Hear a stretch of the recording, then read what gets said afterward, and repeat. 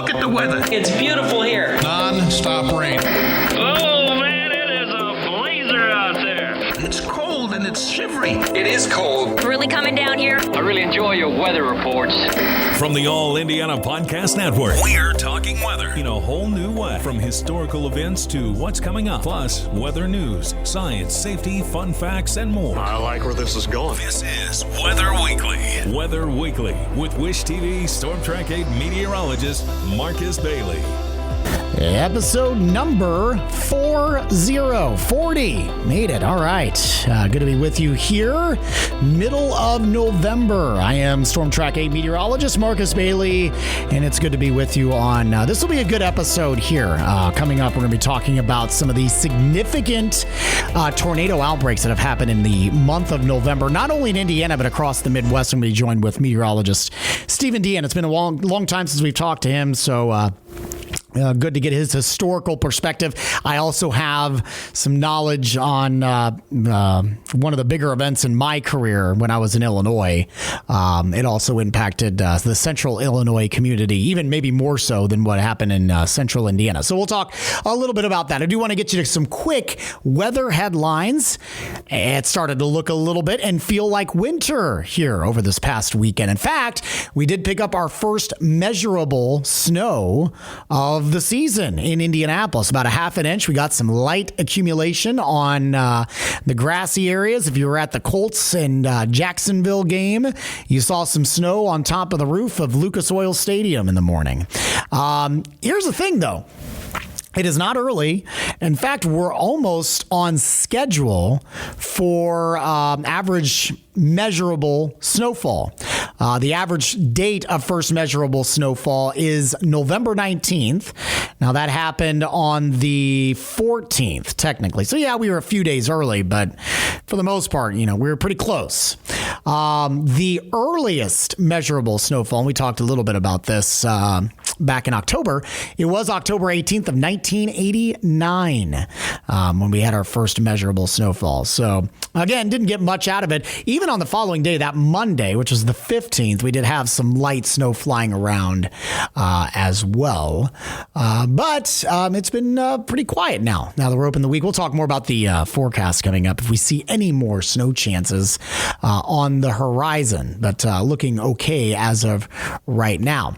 Let's see. Weather headlines. We've had some interesting ones that I've been keeping an eye on. I don't know if you saw this. This isn't necessarily weather related, but it looks like they've had to evacuate some of the astronauts at the International Space Station. They've actually had to kind of put them in like the capsule or the pod, and they had to tell them to get their spacesuits on, the astronaut spacesuit on, because there is space junk that is kind of flying around. And it's flying around very quickly. It's orbiting the Earth, and so it can do some damage. It's believed that it was from a broken up or destroyed satellite. And so some of that debris, again, the concern was that it could have done damage to the actual space station itself, so they felt the need to put them in again, a more protective environment that's attached to the International Space Station. So I thought that was interesting. Not necessarily weather related, but the thing is, it's kind of scary here is the space junk, if you will, these pieces of debris can travel up to 17,000 miles per hour.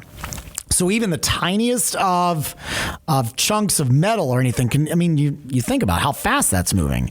That can create a big problem. Obviously in space, if you're cutting a hole in something, and it wouldn't be that difficult to do with something traveling at that speed, then you're talking about some massive issues. So that's why they took some precautions there.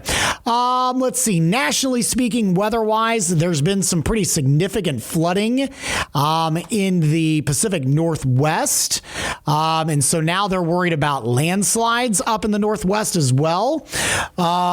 It basically has stretched up into Canada as well. They've got, and we talked a little bit about this A few weeks ago, that buzzword, the atmospheric river, well, that's playing a role in the north and west now. So it's dumping just records amount of rain up in Washington and Oregon and now into Canada as well, the Vancouver region. So now they're seeing historic flooding. And because that's a mountainous area, they're likely going to be dealing with some landslides as well. So that's been kind of a big weather headline here. The Leonids meteor shower is peaking this week, so make sure you check that out.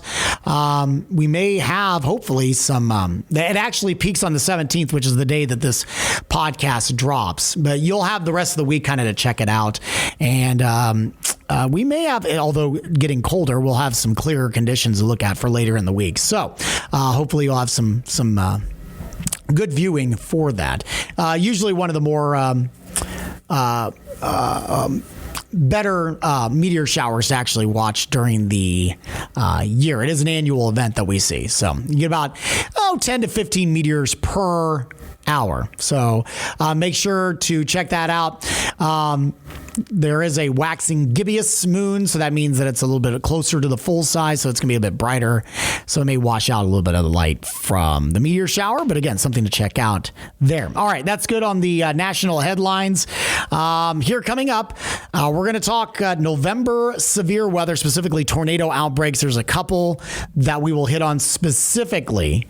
Most recently was the 2012 outbreak on November 17th, which that is, if you're listening to this on the day that this podcast is released, today is the anniversary of that. And so we'll go with some historical perspective. I actually have my own personal experience with that day as a meteorologist in Central Illinois. So we'll be talking much more about that when my colleague, meteorologist Stephen Deanna, joins me here next on Weather Weekly.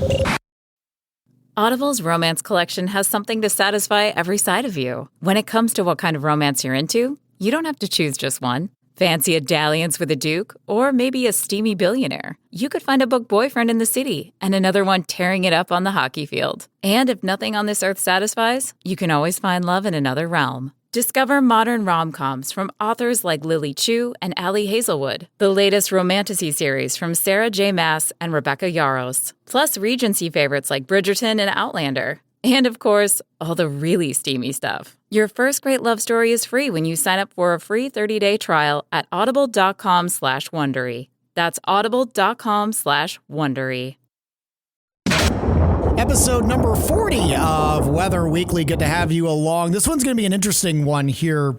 Obviously, we've spent some time over the last week or so talking about winter weather, and we actually kind of had our bouts of wintry precip over the last couple of days. But and we mentioned this in the beginning of November Looking Ahead podcast.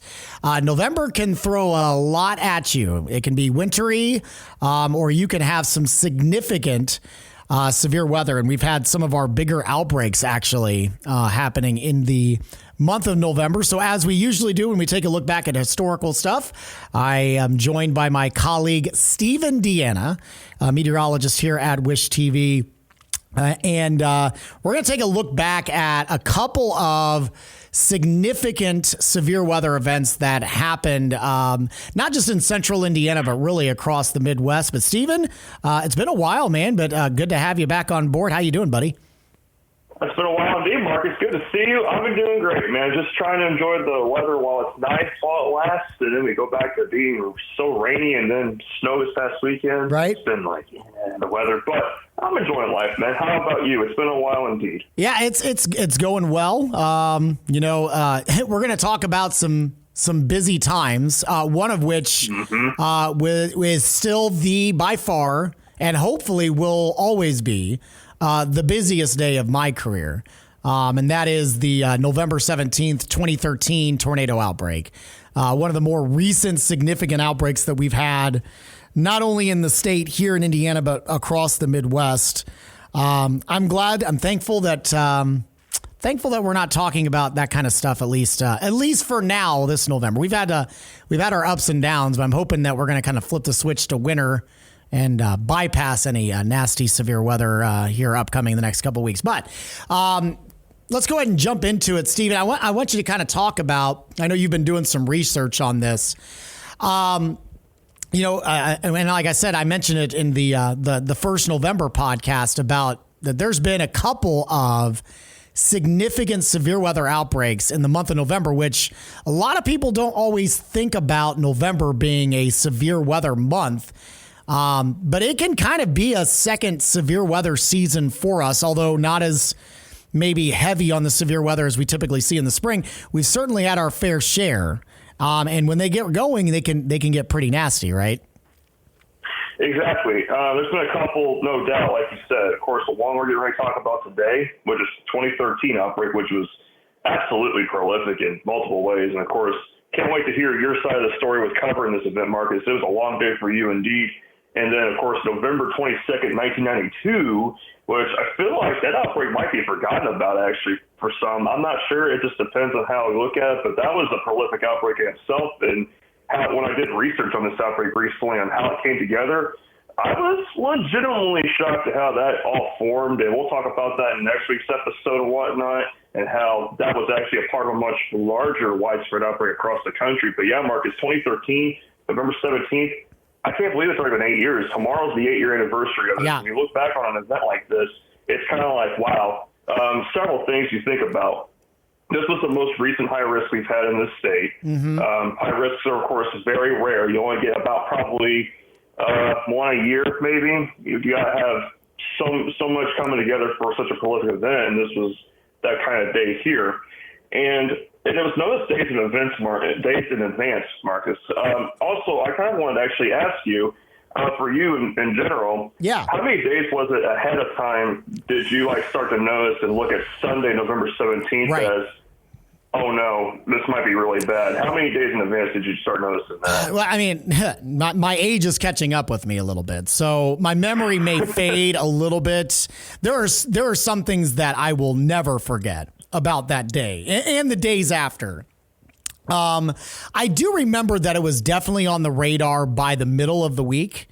Just to kind of get into the setup of this, anytime that you're talking some, temperatures in the 70s, in the middle of November and dew points in the 60s, that's going to raise an eyebrow, right? Now, I know you need a lot of triggering mechanisms to kind of get things going. Those two things solely aren't going to produce severe weather on their own. But that was kind of eye-catching. And you knew that there was going to be a pretty potent cold front that was going to move alongside those warm temperatures. And then the addition of that, you saw that a lot of the models were just screaming the wind shear. I want to say the low level jet was just incredibly fast. Somewhere to the tune of I want to say it was in that 80 knot range, maybe even higher, which that's way, way up there. And that's significant in spring. So in the fall, when you're deep into the fall, when you don't need a lot of instability to really fire off, strong, discrete supercells, the threshold is just much lower when you get into the colder season. That was pretty eye-catching. And so you knew that there was going to be at least some sort of severe weather. I don't think we really had a good handle on it until I want to say around Thursday night or Friday when they started kind of putting out moderate risks. 3 days out, that's always eye-popping. If the Storm Prediction Center is going to put something out that early, that high, then you know that there's going to be an issue. All right. There's a lot of things that are coming into agreement that you feel pretty confident that there's going to be something significant that's going to happen. So, we had an idea, I'd say by the middle of the week, we had a real good idea that something significant. Now, I think the big question is, where exactly was the bullseye going to set up? I think that's the timing of it all, I think was the big question mark. And that was probably even into Saturday. Was the bullseye going to be over Indiana? Was the bullseye going to be over Illinois? It was really kind of over those two areas. How was this all going to time out? And so I remember distinctly that being the big question mark on, it wasn't a matter of if they were going to put a high risk out for that day. It was more where was the high risk going to be. So that's how I kind of recall the setup of that day in terms of forecasting? That's and of course, when you see something like that ahead of time, it's especially in the middle of November. Yeah, you probably want to trust your intuition on that. That's not a good sign for sure. Right. And that's the old age philosophical question: where's it going to be at? And I'm looking at the details here of the outlooks. Yeah, around Friday or so, Thursday is when, of course, you're talking about the moderate risk being issued, and then by Sunday at midnight, pretty much around midnight Sunday morning, this SPC had highlighted Eastern Illinois as being in a high risk of severe weather. By the 7 a.m. update, they expanded it further, and of course, Indiana was kind of in the bullseye. But again, though, where's it going to happen? Just because you're in the middle of a certain risk doesn't mean it's going to happen there. You have to be aware. If you're at any sort of risk, this is an important lesson here, real quick. If you're at any severe risk, no matter where you're at, you have to pay just as much attention to the folks that are in the higher risk zone, because anything can happen anywhere. It just depends. There's a less of a chance, but that doesn't mean it's not going to happen. Right. Well, and to your point, and I think this is important, and I don't want to dive too deep into this because we'll get into this.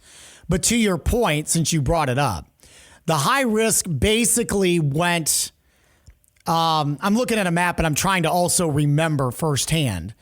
I don't have a zoomed in map. I'm looking at a national map, but it basically went all the way to Peoria, or at least close to it, right? Yes. The moderate risk basically included all of Illinois, most of Kentucky, Indiana, Ohio, and most of central and southern Michigan. That high risk was eastern Illinois, most of Indiana. But where the tornadoes actually formed, I think technically were actually in the moderate risk. Now, like you said, moderate risk, you're not downplaying anything. And I think they probably still had it right. If you looked at a tornado map of what happened that day, they had the high risk right. But the one of the more destructive tornadoes from that day, which was the East Peoria, Washington, Illinois tornado, which we'll talk about, it started in Pekin, Illinois, and that was actually west of, technically, of the high risk. Washington was just on the line, essentially. So it wasn't technically in or out of the high risk area. So again, all I'm doing is reinforcing your position there, saying, look, obviously we made a big deal about that high risk because high risks are extremely rare. And this is also a time, I think it's also important to note, this was right before the Storm Prediction Center expanded to 5 different categories. This was still during a 3-category phase, right? They had the slight, moderate, high. So there's only 3 categories, whereas now we've got the marginal, slight, enhanced, moderate, high. So that was a little bit different as well, and may have sparked some of that change a little bit as well. But to your point, yes, if you're in any of those, you need to take precautions. So, but yes, that it was an excellent point. I just wanted to kind of reinforce what you were saying there. Yeah, no, very good on that, Marcus. And to your point too about the high risk, yes, they nailed it. And I think it was, of course, important for them to cover that. This is one of the biggest high risks I've seen ever, but it makes sense because the ingredients for a significant tornado outbreak were so widespread. It was scary, honestly, with the setup and how it just came together. Real quick point with the setup: a powerful low pressure system across the plains had the plain state that steered warmth and moisture northward for nearly 2 days. Yeah. So basically, everything was just kind of stewing and brewing. That's not what you want with a situation like this. And of course, when that front came through to trigger everything, boom. I mean, it popped off in a snap of the fingers. Yes. Now, Marcus, so Sunday morning, kind of progressed things a little bit more now. At 8:40 a.m., I wanted to repeat that time twice because I won't get ready to say, for you folks especially listening, Tornado Watch number 561 was issued for most of Illinois. And they declared this as a particularly dangerous situation, which means there was a threat for several intense EF3 plus long track tornadoes, potential for many reports of large hail over 2 inches in diameter and damaging winds in excess of 80 miles per hour. Now, imagine waking up, Sunday. Usually Sunday is a quiet, casual Sunday. You're probably going to do some housework. imagine just waking up and you being told, oh, good morning. Oh, by the way, we have a particularly dangerous situation, tornado watch. Mm-hmm. You're thinking, excuse me, what did you just say to me? Waking up to something like that, not pleasant at all. Of course, Right. what ended up happening and what was to come was just a rude awakening because everything got kicked off kind of early, Marcus. This is actually before lunchtime overall. So for you, Marcus, what was kind of your start to the day like, and how did it kind of progress from there? Well, to your point, so you knew that the atmosphere was ripe, right? I mean, you just, as a meteorologist, you get that feeling. You know, in the morning, you know, this is November 17th, where our average lows should be close to freezing. So when you're waking up at 7 or 8 o'clock in the morning, you should be frosty, you know, in the morning. And then you hit highs in the low 50s at that point. From what I recall, I want to say that the morning temperatures were already well into the 60s. And it wasn't just that. It was, you felt the moisture in the air, which is also a very unique feeling in November. Look, I mean, we all know it. We all feel it in the spring and summer. You know, we've been through many humid days, but not in November. And so it just had that eerie feeling that you're waking up to. And then you also, you felt the winds, but it was a warm, humid's not the right word because it wasn't like a mugginess, right? But it had that kind of, I don't even want to noticeable. Well, yeah, I mean it was damp. You know, I don't want to go tropical. It wasn't that, but you felt moisture in the air, right? It was a warmer breeze that was coming in, and it had that smell to the air too. I think a lot of us, you know what that smell is. Like it smells like it's going to rain, right?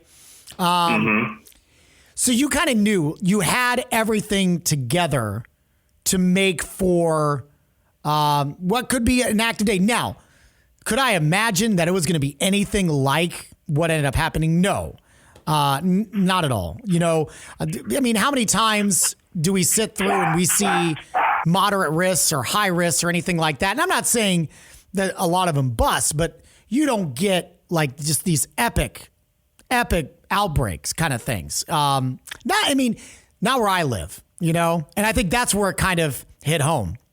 You know, you and I have covered extensively some of the outbreaks that have happened in Oklahoma, certainly in Alabama. You know, but to cover that in your own neighborhood, that community that you're a part of, it was weird. It was a very weird and eerie feeling waking up that morning, knowing that it could get pretty violent within just a few hours. Yeah, and that feeling is never. I've had that feeling maybe a couple times in my life where it's like, oh, geez, you just. I kind of felt that, for example, on March 28th last year when we had the moderate risk in Illinois and we had the enhanced risk. I was near the significant tornado threat. I'm thinking, I feel like Illinois is going to bust, and I feel like we're going to have more here in Indiana because sometimes it ends up working out like that. Sometimes, unfortunately, it ends up being like that. But especially when you're waking up and you're with a threat like this in your own backyard. And for you, Marcus, of course, with having to be at work and you leaving home, you're thinking to yourself probably, is this the last time I'm going to see my house standing? Because it's kind of one of those situations too. But you don't want to get that in your head because you have a lot on your plate. Correct. You don't want to focus. You can't focus on outside distraction, and it's tough to have to do that because you're in such a volatile situation. You're talking a threat for strong and violent tornadoes, and they could be on the ground for dozens of miles. And very fast movers, might I add. These storms are moving very fast on this day too because of the winds aloft. It's a real challenge, and I'm sure for you, Marcus, once you were done with this day, I'm sure you were just mentally beyond exhausted like you never imagined. It's exhausting. You know, I had already at that point covered my fair share of tornadoes, but nothing to that magnitude. But it's emotionally draining. I don't know if the day in itself, I wouldn't say that day was longer than the longest day I still think I've ever had. Covering severe weather was the Kokomo outbreak that you and I talked about back in August. That's in terms, and I'm talking strictly time, okay, not magnitude, but the amount of time we were on the air without any breaks or anything like that. This one was because of, and you mentioned it, the speed of how quickly these storms were moving. It really happened in a matter of minutes before it then basically became a news story. And once the severe weather is out, you hand things over to news, and they'll have you jump in a little bit and talk about what had happened. But there's nothing for us to cover once those storms move out of our viewing area, which happened extremely quickly because, no joke, these storms were moving 60 to 70 miles. I mean, they were traveling as fast as we drive on the interstates. I mean, within a matter of 3 hours or less, these storms that formed near the Peoria area were already up and around Chicago. It is about a 3-hour drive from Peoria to Chicago. And within about 2.5 hours or so, those storms were in Chicago, which is out of our market. So it shows you how quickly, while it was coming in hot and heavy, how quickly it really wasn't a weather story anymore. It was a news story. Now, to your point, that's time-wise. Mentality, it is. You and I have both seen it before, but I never experienced it until that day, looking at radar scans and seeing that debris ball and knowing exactly what it means. Right. So, I mean, I've seen that watching James Spann down in Alabama, or I've been watching in Oklahoma or any other severe weather coverage. Be like, oh my, I'll pull up my own radar and be like, oh, wow, that's a big debris ball. But now you're covering roads that you travel. You're covering a neighborhood that my wife grew up in. I've got her family that lives in and around the area. I've got friends that live around here. That was one of the more sinking feelings that I can ever recall, not just career-wise, but in life in general. Because as a meteorologist, when you're watching other severe weather coverage, you get that sinking feeling, but you're a meteorologist, and so you kind of have to kind of stay, you're more interested in the science when it's not directly impacting you. And I don't want to make it sound cold, but I know that there's people that are being impacted there. But it just seemed it brought it much closer to home, right? Because it was happening at my home. And so that was a tough one. That was a tough one to get over. 8 years later, it has, and you and I have had talks about this when you were interning here and even your years working with us. I was a big as a severe weather geek as anybody, and I still am. But I don't get excited for it. And I've talked about this on numerous podcasts before. And that day changed me a lot because of the impact that it had to people that I knew, people that I was friends with, to my wife's hometown, something that she was familiar with. So, it was a long day, maybe not time-wise. And it wasn't just a long day, it was a long week and weeks. It was something that we just didn't cover that day, but it went on for days and weeks and even months because the cleanup was so extensive. Yeah, and that takes a toll on you.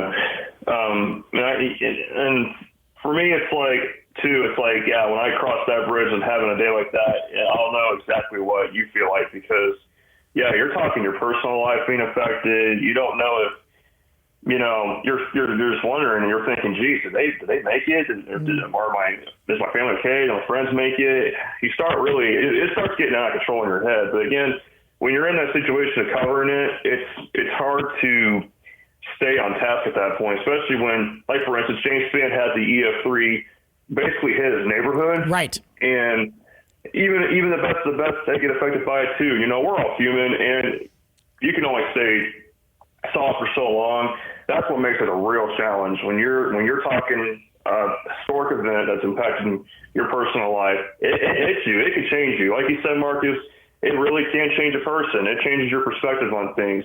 You take time a lot more seriously. It can happen to you like that. You kind of cherish things a little. You kind of hold things a little bit more because you're thinking, "Gosh, you know, a day like this it could change things so fast." All it takes is one tornado. And I'll quickly, of course, talk about the Indiana stuff here in just a moment. Before I kind of want to have you walk you through your day of severe weather coverage and what was kind of going through your head, tracking especially the Washington tornado. Mm-hmm. Washington, Illinois. I do want to make this. I do want to say this real quick since I'm kind of brought up real quick. This has to be probably among the most violent tornadoes I've seen happen in November. Mm-hmm. With it being borderline EF5, there's never been an EF5 in the month of February or should I say, I think it's at either February, November, or January and November. There's only 2 months in the year that I've never seen an EF5. This was certainly highly close, and we'll talk more about that as Marcus kind of talks about tracking the tornado. But Indiana was significant too. Now, I personally don't. I remember this day a little bit. My dad was watching, actually, Chicago Bears were playing that day. It was Sunday. NFL was probably week 11 or something like that. And my dad was actually, the Bears game was on in our viewing area, so he turned it on. And at one point, they actually had to take shelter because I think it was the same storm that had the Washington tornado came all the way to Chicago. It was, yes. Okay. So I was correct on that. Thank you for confirming that for me. We had our fair share of activity, though, here in Indiana. Maybe not been as violent as the tornadoes in, of course, Washington. We had some strong tornadoes there ourselves. Of course, there were 30 tornadoes in Indiana with dozens of more in other states, of course. This was a widespread outbreak. This wasn't just Illinois, Indiana. You had tornadoes in Kentucky. I'll briefly touch on those. Northwest Ohio. Central Indiana, the strongest tornado was actually in EF3. That came dangerously close to Lafayette. I mean, all you have to do is take a track north like 10, 15 miles. You're talking a different story probably with that one. I mean, that did a lot of damage too, but that came extremely close to Lafayette. There was an EF3, there were 8 EF2s, 6 EF1s, and 1 EF0 in central Indiana. So we had 16 tornadoes in central Indiana. This number of tornadoes for the entire state, the number being 30, is the largest outbreak for November in recorded history for Indiana. It's the second largest outbreak in state history for any month. The only one that's ahead of that, Marcus, June 2nd, 1990 with 37. Wow. Yeah, very, very impressive. Yeah, I know. Wow, indeed. Now, here's the good news, though, about Indiana. There were no fatalities. That, unfortunately, cannot be the same said for other areas, though. Of course, again, I'll touch on that here in just a moment. I want to quickly talk about the strongest tornado in Indiana, just to kind of briefly touch on it. So it was on the ground. No, that's not the right one. Scrolling up just a little bit. Here we go. So this tornado basically touched down just southeast of Lafayette. Again, like I said, take that truck about 10, 15 miles northwest. You're probably talking a whole lot of a different story. It'd be disastrous. 39-mile path length caused structural damage to a Volsta Pine factory. I probably said that wrong. And a Subaru plant, both southeast of Lafayette. Of course, moved out of Tippecanoe County, went to Clinton, Carroll, Cass, moved to just northwest of Young America, and moved through the county at EF2 strength, caused extensive damage to several homes. But thankfully, again, though, there were no fatalities. There was actually a tornado. Speaking of Kokomo, there was a tornado actually near Kokomo, and my friend, I got a friend named Josh who I went to college with in Ball State. Okay. He actually had the tornado come very close to his house. He said you can literally see it in the field nearby. So I thought, wow, that's incredible. And that's not a pleasant sight either, having a tornado that close to your house. Right. It's unnerving. But yeah, Indiana has fair share of activity, and we got pretty lucky here in Indianapolis. I didn't even know we had a high risk of severe weather. I was 15. I didn't know much about different sites like that. It would be a couple more years before I found out all about this weather stuff, because even then wasn't sure about my career path. But so let's go ahead and kind of transition to Illinois, Marcus. Yeah. Of course, we're coming up towards 11 o'clock a.m. Central Standard Time. Yes. I want to make that note clear, too, because since we're talking about, since you're in Illinois, Central Time. So the Washington, Illinois tornado forms pretty much right at the top of the 11 o'clock hour in Illinois. What's kind of the situation brewing into that, and what does it end up looking like from there? So I'm going to throw a lot of names out here of towns that basically are bedroom communities of Peoria, essentially, okay? So we're based out of Peoria, Illinois. Our station is just north of downtown Peoria. And if you've been through Peoria, downtown, it reminds me very much of kind of a smaller version of Cincinnati. It's right along the Illinois River. The whole downtown is basically along the river. It's a beautiful little downtown. But you've got some of these bedroom communities. Pekin is one. East Peoria is right across the river from Peoria. And then Washington is a little bit farther east. And so those are the three communities you're going to hear me talk about with this specific tornado. So you initially got the first tornado warning as a funnel cloud was forming in Pekin, Illinois, which is just southwest of Peoria. It's a pretty large city. It did some minor structural damage, but the Pekin tornado never really got above. It did briefly get to an EF2. In kind of a neighborhood that was right alongside the Illinois River. And it bounced up and down a little bit. So you didn't get real quick structure out of that initially. But boy, I tell you what, this was a supercell that formed and it was all by its lonesome, right? And so it had nothing to compete with. And I'm not kidding. The tower went up with this bad boy. And it was like the cap broke immediately, and here we go. And it did not take long for that bad boy to spin.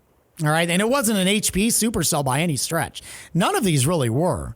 And so this was the start of what was going to be a very long 90-minute to 2-hour stretch along the Illinois River. Okay. So obviously I had some concern. This one was spinning like a top. So it continues to move eastward. It's kind of bouncing up and down a little bit. We had several reports that it had lifted as it was making its way through East Peoria. And I know I'm trying to do this as a visual for you guys here. So if you're looking on a map, you have Pekin to just the west of Peoria, southwest of Peoria, and then immediately due east is the town of East Peoria.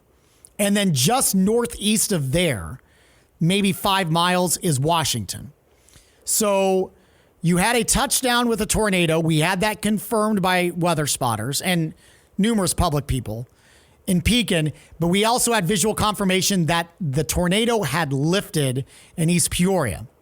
Now, before we get hot and heavy, I should mention, and maybe next year I'll have a really good friend of mine. He was my former boss, and then he ended up going to the competing station. His name's Chuck Collins.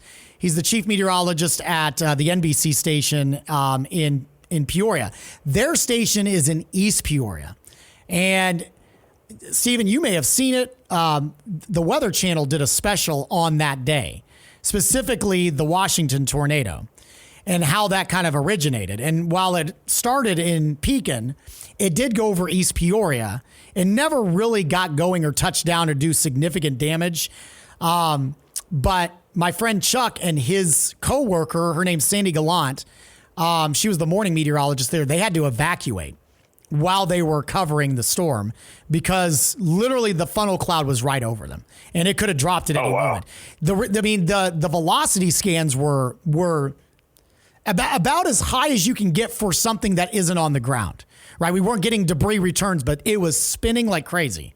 So you knew something was going to come out. You knew that there was at least a significant wall cloud, and it most certainly could have been a funnel cloud. And we did find out later that it was indeed a funnel cloud. It didn't drop on them, but it was awfully close, and it kind of just bounced up and down in East Peoria. Where we ran into big problems is as it kind of bounced around the East Peoria region, it started intensifying and it got up to like an EF2, EF3 status. It's not, I wouldn't call it super heavily populated between East Peoria and Washington, but there are several communities that were there. So there was some minor structural damage that ended up happening. Once we got to, it would have been probably, my goodness, I'm trying to remember the time now. It's been 8 years now and time flew by, but it did not feel like it was that long because, like I said, this storm was moving at about 60 miles per hour, right? So, I mean, it was on you, and it was on you fast.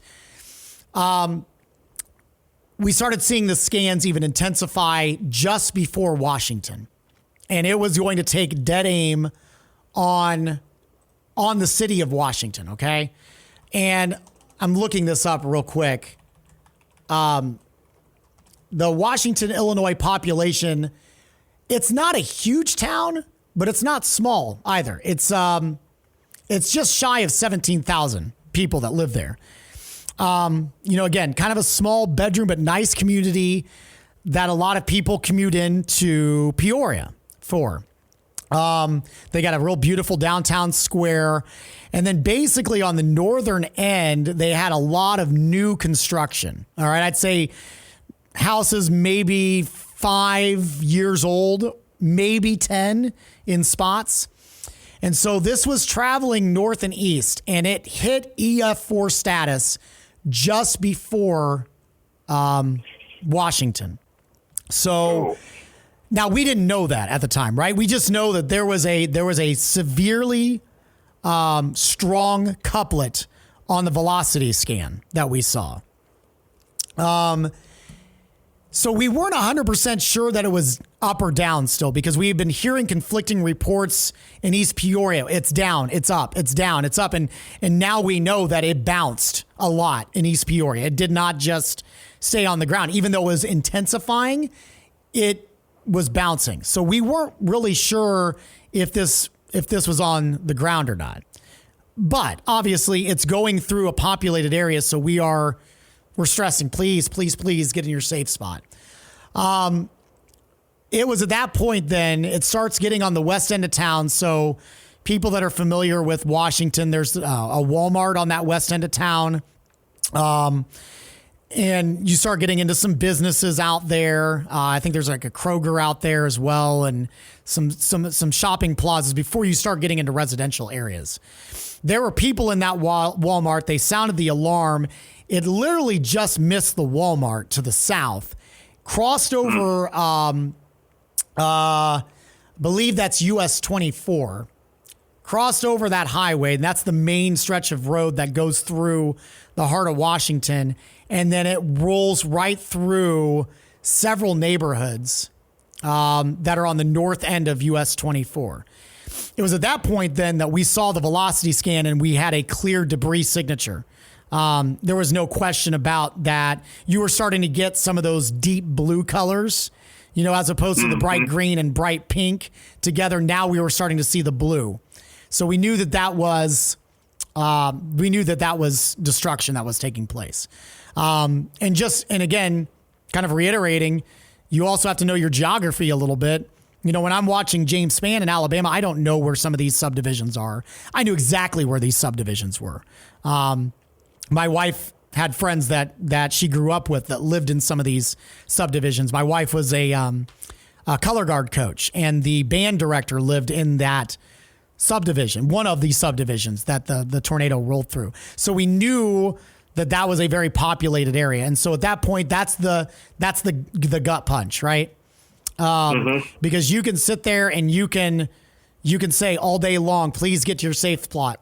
Please get to your safe spot. At that point in time, it's too late.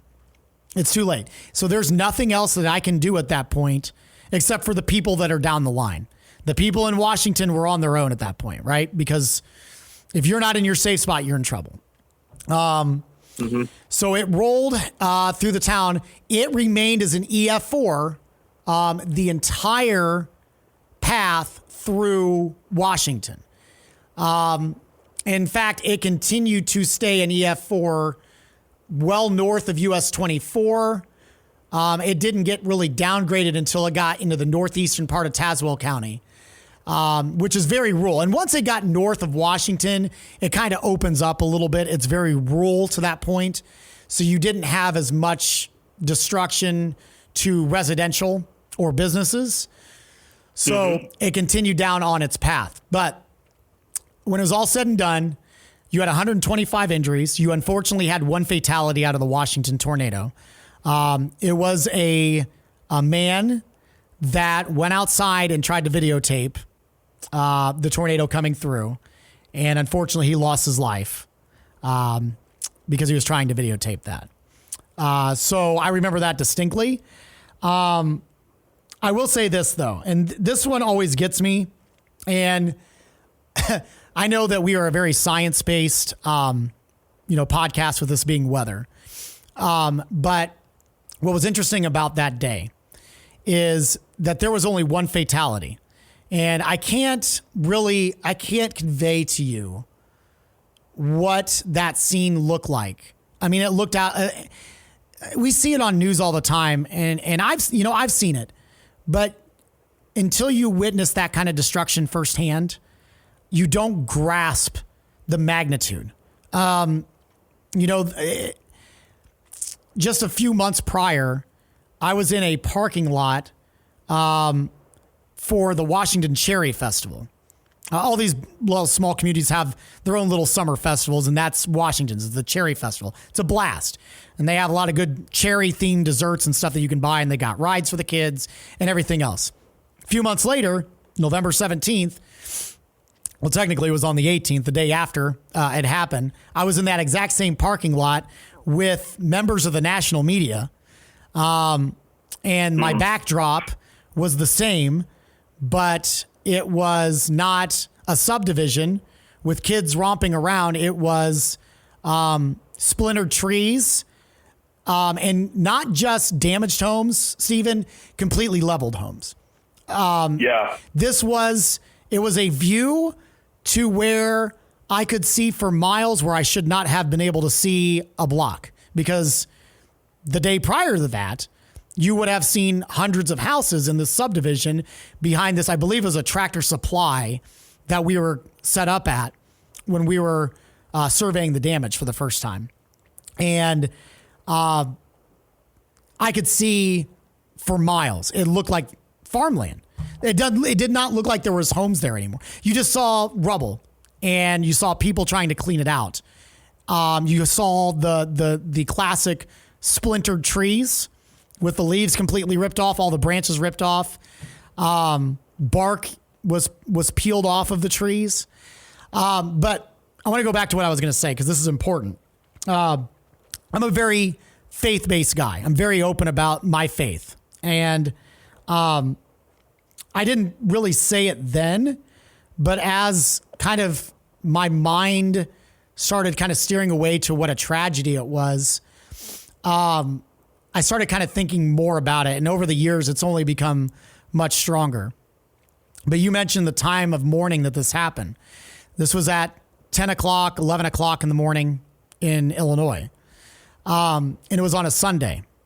And I had my suspicions, but when we started interviewing, and, this becomes a big news story, and over the weeks to come, and we're telling survivor stories, I'll let you take a guess like I said, there was only one fatality. There were 125 injuries, but most of those were minor, Stephen. In an EF4, that basically wiped out half of this town that populates just less than 17,000. A lot of people were not home. And take one guess where those people were on a Sunday morning. Church. They were at church. And wow. I take solace in that. Take that for what it is. I have my own belief on why, of how that is. I'm not going to get into that. I'm no preacher. But outside of that, even if you want to get outside of the faith-based stuff, these people all took shelter in churches, plural, that none of those were in the damage path.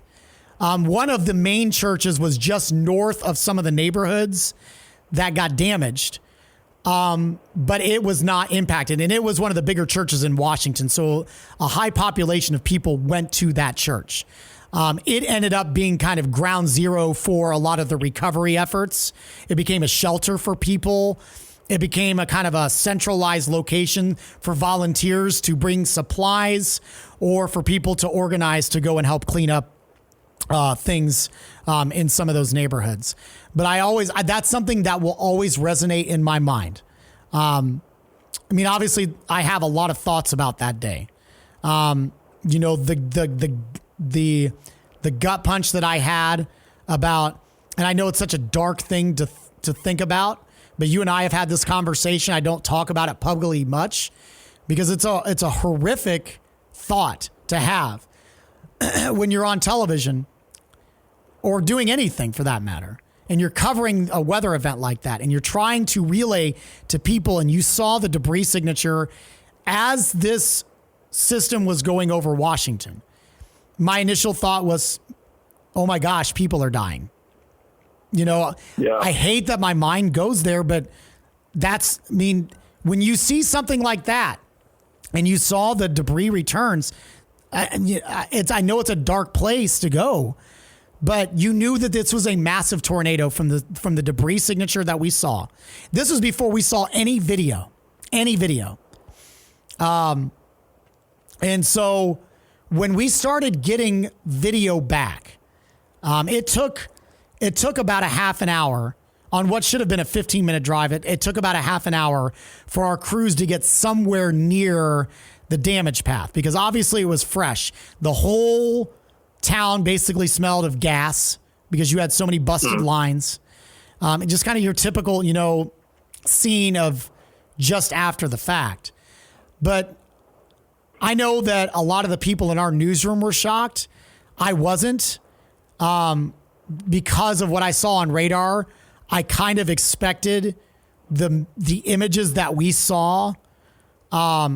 I feared it was going to be that bad. I was hoping it wasn't. But I feared that what we saw was indeed what ended up getting fed back to us. And that was just utter destruction. Again, this wasn't homes that were somewhat damaged or like there was some minor structural damage. These were homes that were wiped off their foundation. You know, I went and helped with clean up the following week, which ironically it was snowing a week later. And so we're trying to help clean things up, and it's 20 degrees and it's lightly snowing outside. We ended up, you know, we volunteered to this church. They sent it to this lady's house, and we're just basically trying to clean up some of the debris where she had, I'd say, some minor to moderate structural damage at her house, but I think the house was still livable. Meanwhile, we finish up and we decide that we're just going to go rogue and we're going to go across the street and help out. And there was a family there that they had no words and we had nothing that we could really say to them in any comfort. Their house had been completely leveled. All they had was the foundation. They had the basement. That's all they had was the basement. They had nothing else to salvage in their home. So those are the things that I kind of take away from that day. It's something that it will be burned in my memory. You know, I hope to God that it is the most violent severe weather day that I ever have to cover. Because that was, it takes a toll on you. It takes a toll on you. Not just from a human standpoint, but, you know, as a whole, you saw how many people were impacted, but, you know, my wife's band director, he was fine, but he went to his basement and his house was completely destroyed. There were several other stories like that where their apartments or their houses were completely leveled. One last point that I want to bring up though, Stephen, and I want to kind of end on an interesting note on this story is the magnitude of those storms. And one, it shows how strong this particular tornado was. But two, it also goes to show how fast it was moving. I distinctly remember maybe it was like 1 to 3 days later that we were getting emails from many of the Chicago TV stations letting us know that some of their viewers that lived in the southern suburbs of Chicago. So that's like Joliet and Romeoville. That's kind of on the south end of Chicago. Mm-hmm. They wanted to reach out to our stations because they were getting mail, they were getting photos and other artifacts that were from Washington. We know that because there were addresses on some of the letters that they had, whether they were still in the mailbox at the time or they were picked up as debris in somebody's house. But they were finding this 140-ish miles away from where the tornado actually did the destruction. So it goes to show you how remarkably powerful that particular tornado was. Also, since I'm thinking about it, I'll go on a little bit of a rant. You mentioned, and I only think about it now. I've tried to block this from my memory, but you brought it up. That day, the Chicago Bears were playing at Soldier Field. Yes.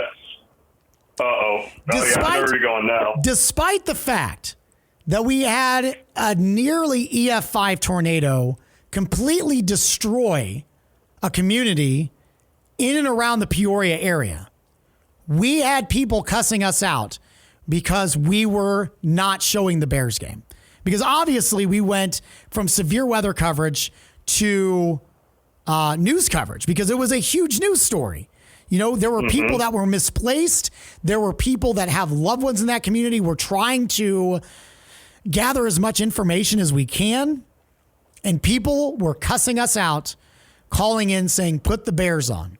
Ironically, they ended up canceling the Bears game. They didn't even finish the game because they had to evacuate Soldier Field for the same tornado that created all the problems in Washington.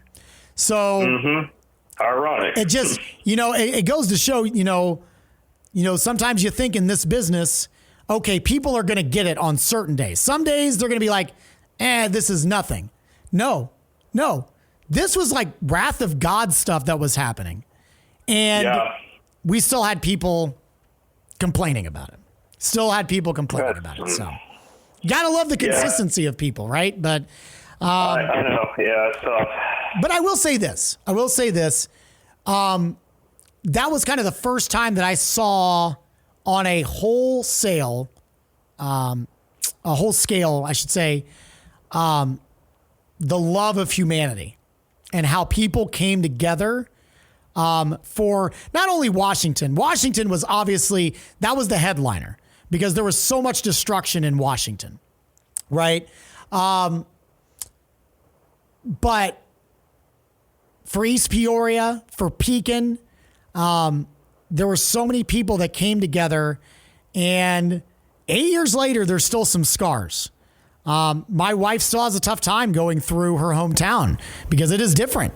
It is different than when she remembers it because they've had to rebuild such a large section of it. But they have rebuilt.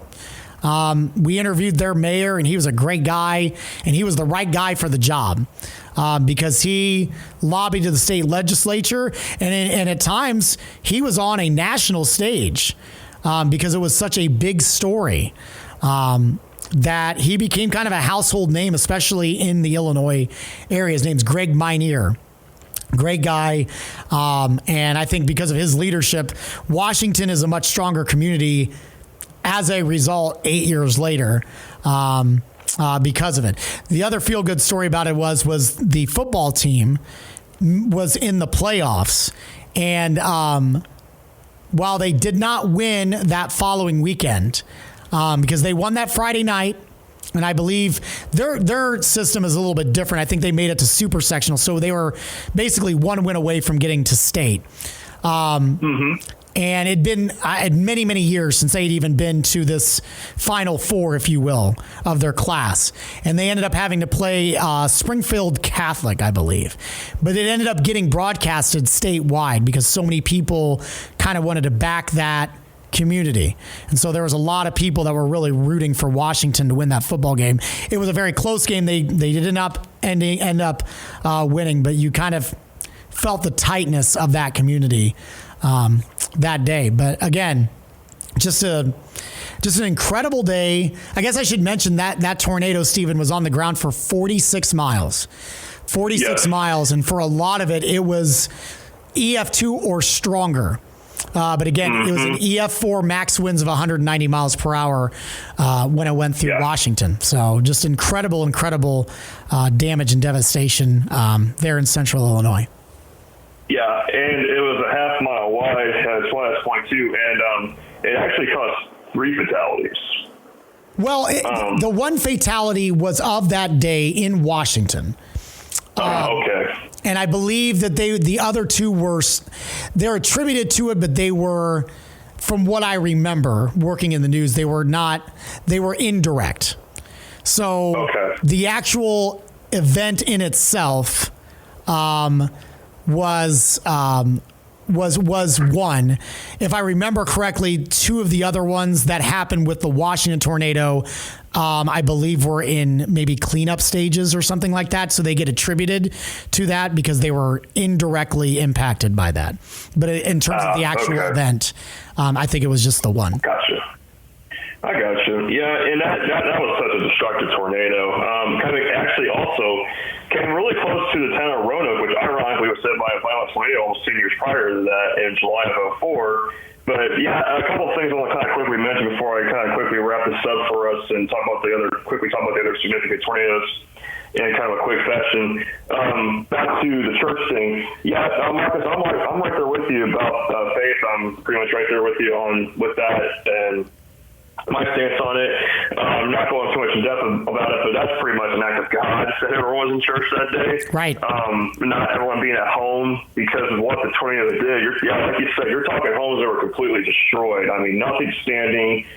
And that's just incredible with how the timing was just, it seemed to make things, I don't want to say better, but it seemed like it was just, it basically kept things from being more disastrous, I guess, the fatalities.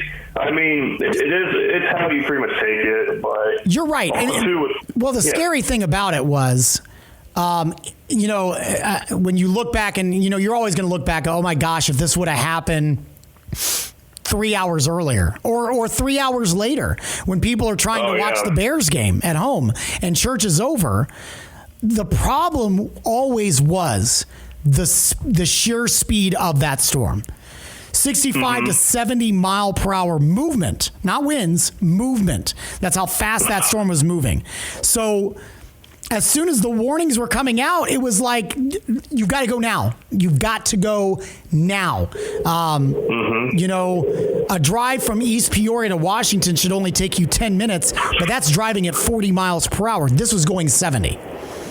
Right? It's going to take about 67 minutes. That's correct. It's going to be it's 70. Gosh, that's just so fast. Literally, it's going to be in and out of your sight in about a minute, maybe at most. I don't know. I mean, not even a minute probably with how fast that thing was moving. But also, too, with the game getting interrupted.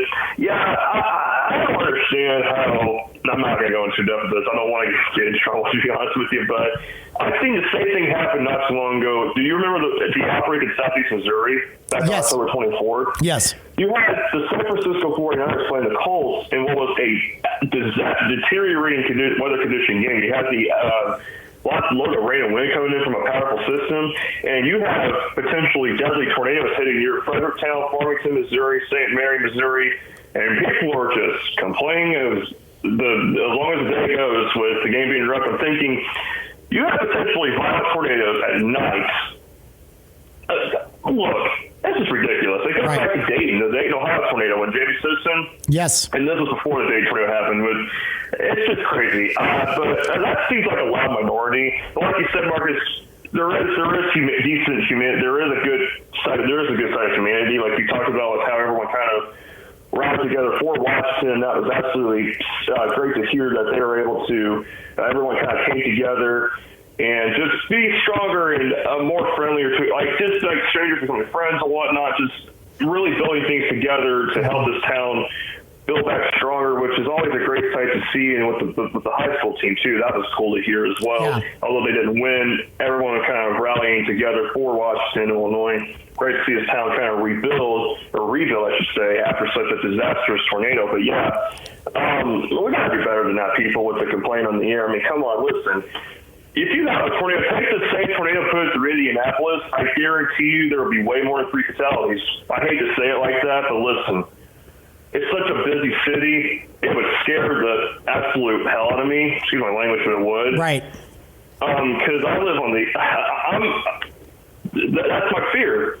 A tornado like that hitting this city, and we're not immune. Marion County does have a troubled history. Sure. We've had 2 violent tornadoes in the last 40 years. Yeah, it's within the last 40, 45 years, but still, it can happen. It can happen. Everyone's focused on if. It's a matter of when. That's the scary thing about it. And, you know, and this isn't like trying to dog on people or anything. You know, I want people to be educated. I want people to, you know, learn stuff, not be scared about it, but learn about it and understand it and have a sense of it, a better sense of it, and always having a plan ready when you're under a risk like this, because it can go off the rails just like that. Yes. Thankfully for me in my career, I mean, I had to track a strong tornado with Ashley. I tell you what, Marcus, I was a little scared. The debris signature was huge when in Jay County. That thing was large. I thought, oh gosh, that's big. But the bottom line here is, when you go through an event like this, like I said earlier, your perspective on everything changes, outlook on life changes.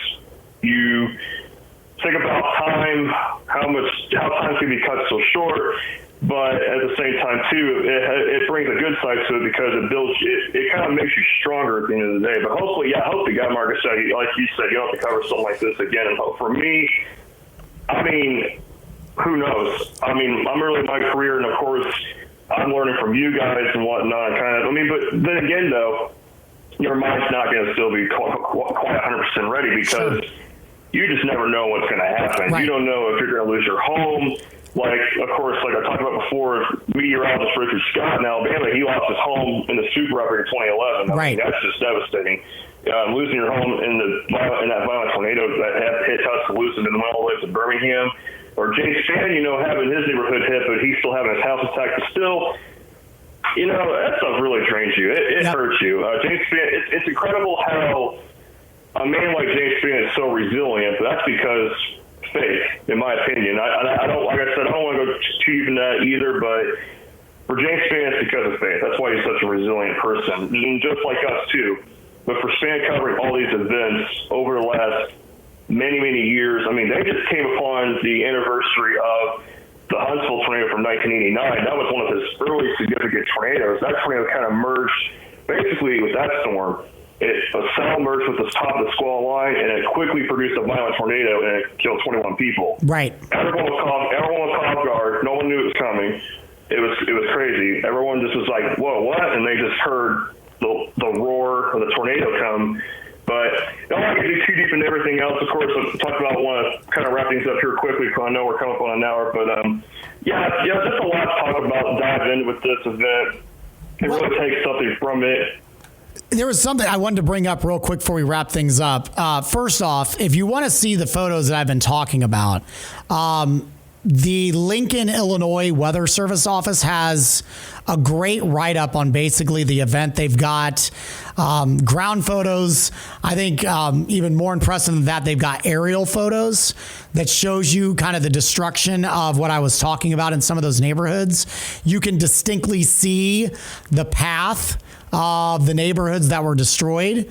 And not only that, you can kind of see the swirls once it got north of town and it started getting into more agricultural areas. You can see the scars from the swirls of the tornado and just how large that storm was. Also, because I know mainly it's weather nerds that listen to this podcast, that there is a very interesting case study that one of the meteorologists from the Weather Service in Lincoln did about a year or two after the event. He presented it at one of the weather conferences in Illinois that I went to, and his name's Ernie Goetsch. And if you look up that name, I believe it's spelled Goetsch. TSCH. Ernie is his first name, but he did kind of a case study on some interesting anomalies that he saw on radar that are not typical. Now, he didn't come to any concrete conclusion, but the one that kind of stood out to me, Stephen, that you'll probably find interesting is there was a couple of intensification processes that happened with the Washington tornado. It intensified in East Peoria, and then it intensified again right before it hit Washington. And in both of those instances, so just real quick, the Lincoln radar site is about 30 miles south of Washington, where the tornado dropped, right? So in those two instances where you saw intensification in East Peoria and Washington, you saw basically coming up from the radar site what appeared to be a gravity wave, only on reflectivity. But what was interesting about it is that it preceded the intensification. So I don't know if there's any other case studies where you can look at something like that, but it did seem a bit odd that it happened twice, and it happened right before the actual tornado intensified. One to like an EF2, EF3 status, and then again when it got to Washington and it reached an EF4 status. You kind of saw this it looked like a gravity wave that rode up from the north and then hit the cell. So it's several pages long, and it gets very nerdy. I mean, if you want to get down and dirty and roll your sleeves up, it's a good read. There's a lot of stuff you can get lost in on it, but it's fascinating. Like I said, there's really no deduction on it saying, yes, this is something that's going to be,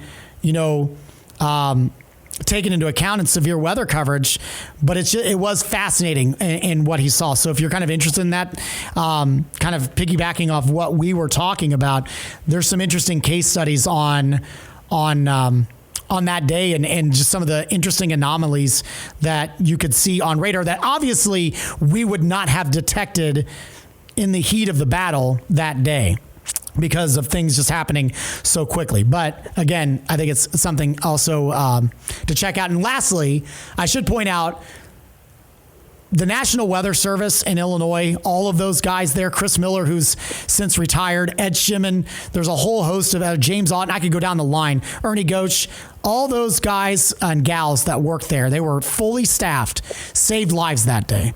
Absolutely. Despite the fact that the storms were moving 65 to 70 miles per hour, Washington, Illinois still had a 16-minute lead time from when the tornado warning was issued to when the tornado actually went into the town. And considering how fast the storm was moving, that's pretty incredible. And while, yes, a lot of people were not home, they may have been at church, and we can attribute that to, whatever you want to attribute that to life-saving measures. They all got the alerts. All of the emergency alert systems went off on people's phones. If they had weather radios, they were going off, and they had at least a 16-minute lead time to get to a safe spot. And I certainly think it saved lives that day. Absolutely. National Weather Service officers that day did a tremendous job. And it's such a challenge when you got storms moving that fast. I mean, within a blink of an eye, they're the next county over. I mean, that's just ridiculous. I think the fastest storms I tracked, I'm not sure, probably up to 55. That was probably the squall line last year in April when that thing roared through. But that's just incredibly fast. But great work by the National Weather Service in not only Lincoln, but Chicago and everyone else. Indianapolis, Northern Indiana, Paducah, Kentucky. I'll talk about Paducah briefly here in a moment. Basically, kind of round things out. You had other strong tornadoes. One, the EF2 near Altamont. That was on the ground for 11 miles. You had the EF3 in Gifford in Champaign and Vermilion counties. That was on the ground for 30 miles. You had Villa Grove, EF3, 18-mile path length.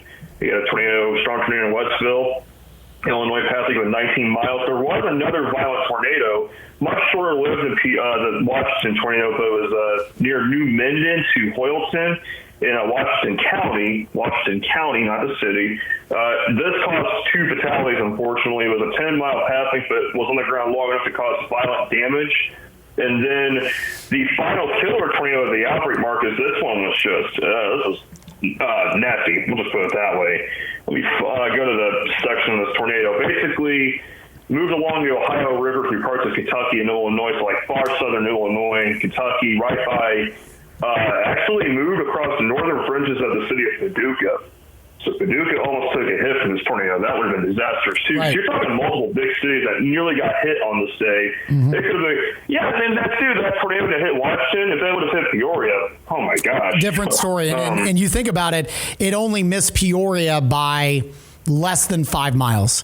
It really did. Yeah. Because it went through East Peoria, and that's only about a 5 mile difference. So, and I mentioned downtown is right on the river. So if it's 5 miles north, it's going through the heart of downtown Peoria. Yeah, that's just incredible. And thank God, I mean, either way, though, I don't know what to say about that. That's just, that would have been unprecedented. But this last killer tornado was a heavily rain-wrapped wedge that tracked for 42 miles.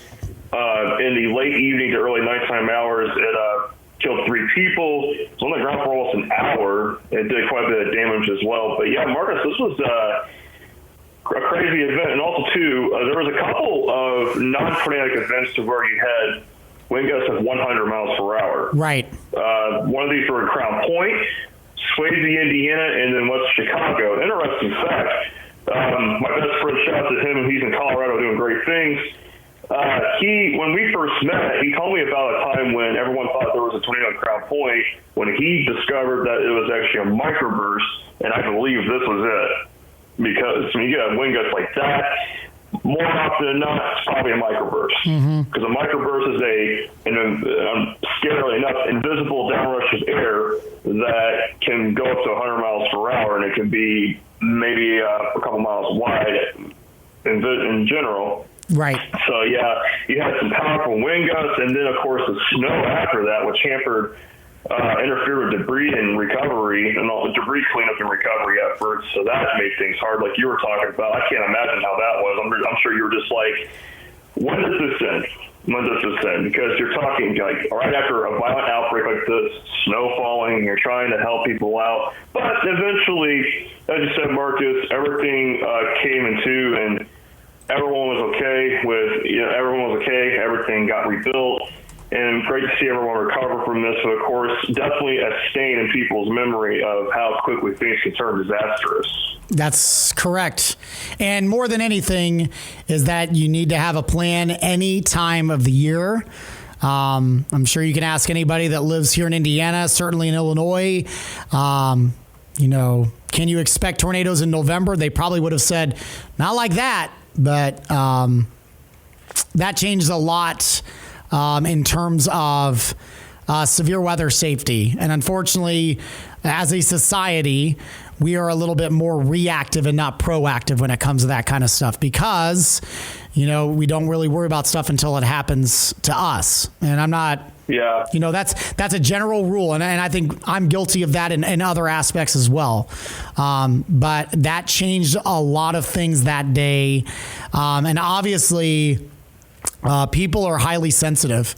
I remember for about a year, they delayed publicly testing the tornado sirens in Washington because of triggers, basically. People were extremely sensitive to that.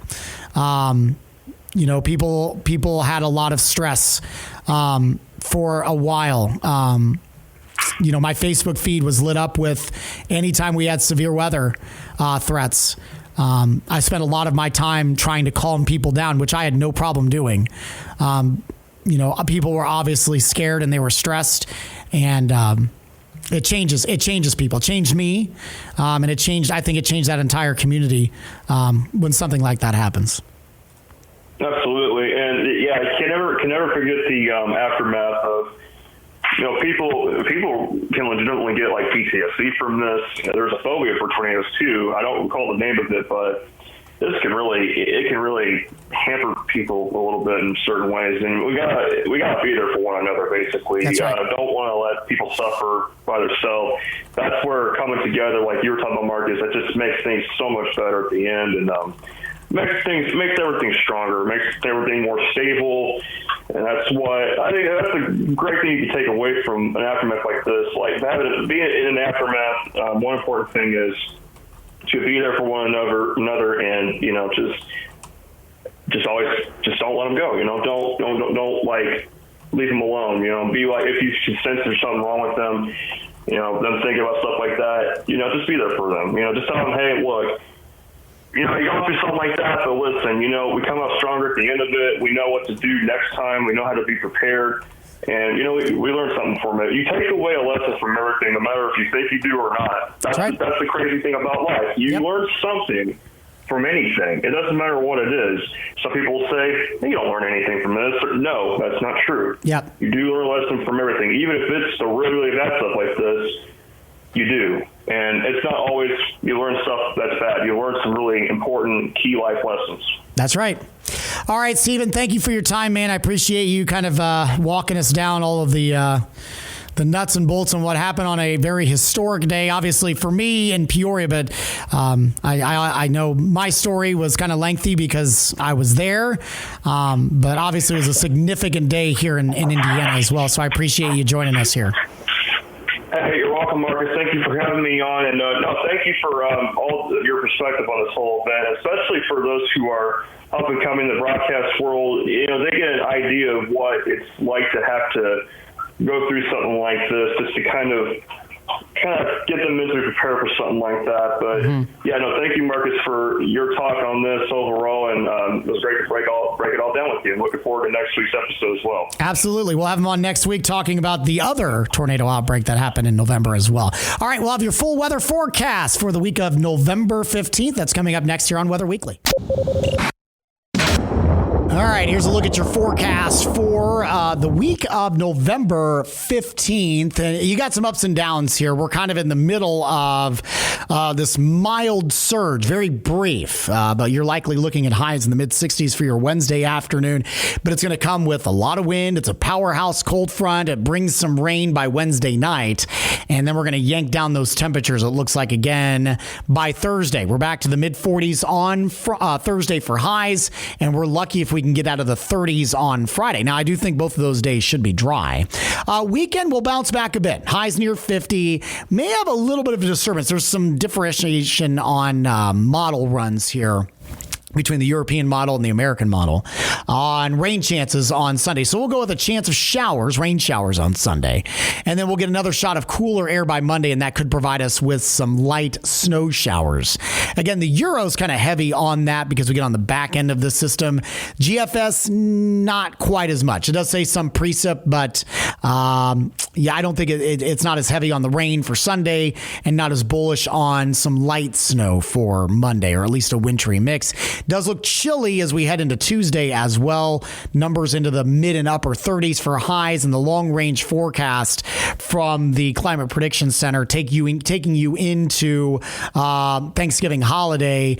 Good chance for below average temperature. So keep that in mind. You're doing some traveling around anywhere in the eastern half of the country, basically. Looking pretty chilly. Too early to tell if we're going to have anything significant in terms of weather impacts for traveling on that Wednesday or on the holiday in itself or Black Friday. But we will keep you updated. We will have a podcast next week here leading up to the holiday as well. My thanks to you for spending some time with us. Hopefully you enjoyed the podcast here.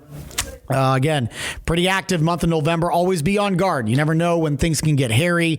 As we've seen this week, no severe weather, obviously, but we've had our fluctuations in temperatures, and it doesn't take much this time of year to get some significant weather to happen. And we have seen that certainly in our lifetime here as of late. If you have any ideas for the podcast, love to hear it. Email me anytime. Marcus.Bailey@wishtv.com. You can also hit me on social media. Marcus Bailey Weather on Facebook, and at Marcus Bailey on Twitter and Instagram. Hope you'll join us for episode number 41 coming your way next week on the shortened holiday work week. And of course, while you're here, we'd love you to check out all our other great podcasts, all part of the All Indiana Podcast Network. We'll talk to you next week.